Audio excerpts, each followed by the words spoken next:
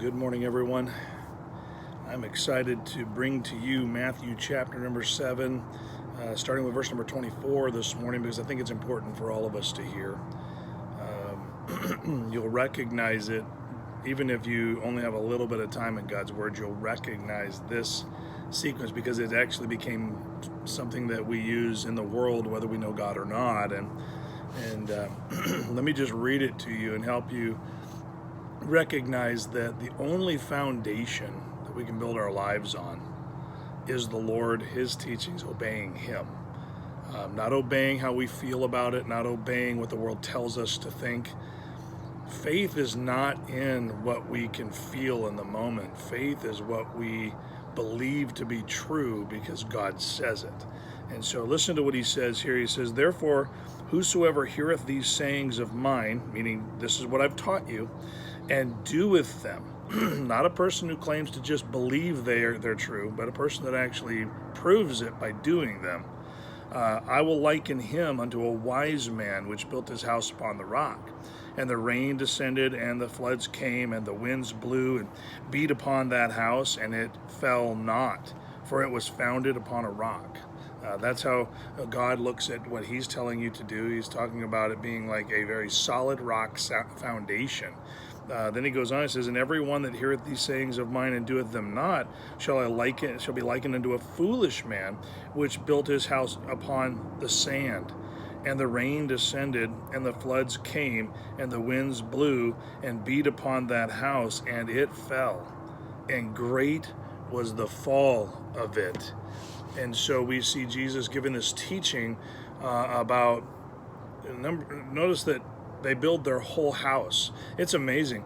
While we're building a house and there's not much weight and there's not much obstruction of the rain falling, He says people build their houses all the time. They build them on whatever they feel like building upon, but the rain will come eventually. Now in the desert, we may struggle with that analogy because wow, everything here is sand and we don't get much rain.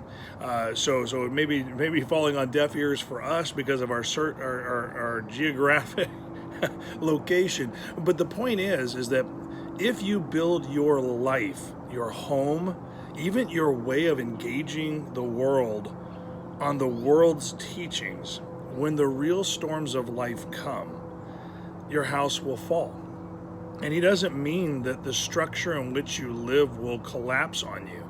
He's not talking about actual physical structures of homes, although in their day they knew enough to say, hey, we better build this on something solid or it'll fall down. But He's really talking about your faith. He's talking about the way your family will embrace God. He's talking about a lot, and many people spend so much time building sand castles on sand, even though they know what God's Word says about what should be priority, what should be the focal point of life. We just talked about a house that shines bright in the last couple of weeks. And I just want you to understand this, that Jesus says it. If you don't listen to what I say, listen meaning respond, at some point in time a storm is going to come and you're not going to be prepared for it. And so my encouragement to you today is line by line, verse by verse, am I listening to what the Lord is saying and actually doing what He says? Or am I still, I want to be saved, but I like what the world is saying, or I want to be saved, but that's a hard teaching, so I don't accept it? Where are you in God's Word, and how are you applying it to your lives? Many strong spiritual people are still allowing sand to be mixed into their foundation. And I just want to encourage you.